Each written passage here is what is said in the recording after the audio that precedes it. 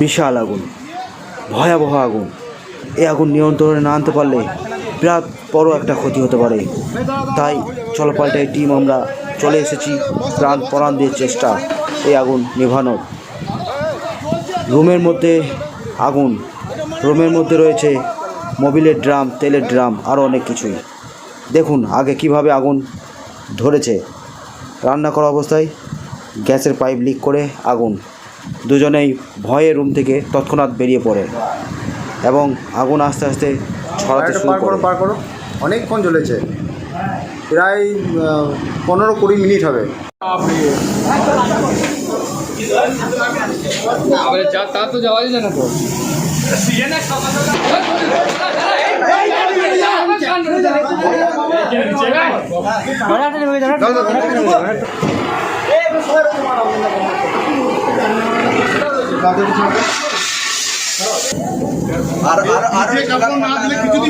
বালতিতে পানি নিয়ে আসতো,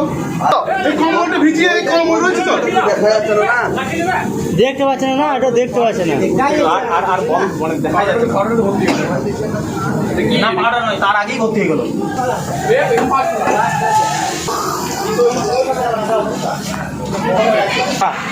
ওই দিক থেকে মারছে, ওই দিক থেকে মারছে, গ্যাসটা ওই দিক থেকে মারছে। আর যাওয়া যাচ্ছে না যে ফায়ার ব্রিগেডে ফোন করলেই ভালো হতো। এই আগুনকে একমাত্র নিয়ন্ত্রণ করার উপায় হচ্ছে কম্বল ভিজিয়ে আগুনের মধ্যে চাপা দেওয়া। তবে জীবনের অনেক বড় রিস্ক ছিল। হ্যাঁ, বিসমিল্লাহ।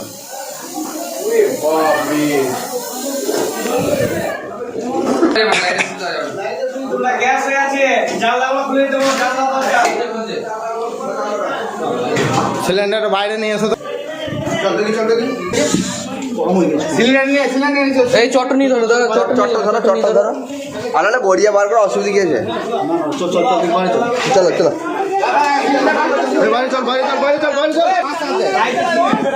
জল মেরে দাও।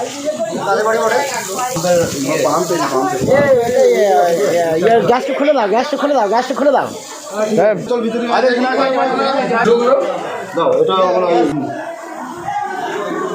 এটা কি ব্যাটে? সেইটা